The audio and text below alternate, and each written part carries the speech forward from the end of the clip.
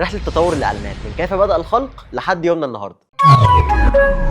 وعشان نفهم ده لازم نقسم الموضوع لثلاث مراحل: مرحله قبل الاعلانات، ومرحله البيك او الذروه، والمرحله اللي احنا فيها دلوقتي. زمان كان الاعتماد بشكل كلي على الورد اوف ماوس، السمعه، يعني فلان قال لفلان عن احسن مطحنه بن في المنطقه، والستات تقول لبعضها عن احسن بائع خضار في السوق، ودي المرحله الاولى. اما المرحله الثانيه فهي وقت ذروه الاعلانات. كانت المعادله بسيطه: اعمل اعلانات اكتر تبيع اكتر فتعمل فلوس كتير، فهتعمل اعلانات اكتر وبالتالي مبيعات اكتر، وهكذا. وده كان في الفتره من 1922 لحد بدايه الالفينات. وبجد الفتره دي ملهمه لاي حد شغال في مجال الاعلانات والكرييتيفز بشكل عام، وخصوصا فتره من التسعينات لحد بدايه الالفينات. يعني مثلا ادخل على اليوتيوب ودور على اعلانات جيرسي او بيبو فرقع جيجي، عظمه، لحد كامبينز احمد حلمي وشيبسي، انتش كرييتيف. اما المرحله الثالثه في تطور الاعلانات اللي هي دلوقتي، ومع وجود الديجيتال ماركتنج، الموضوع بقى ميكس بين الاثنين، المرحله الاولى والثانيه. ازاي تبني سمعه قويه من خلال استراتيجيات التسويق والمنصات، وتقدر ان انت تنشر السرعه دي بسرعه البرق.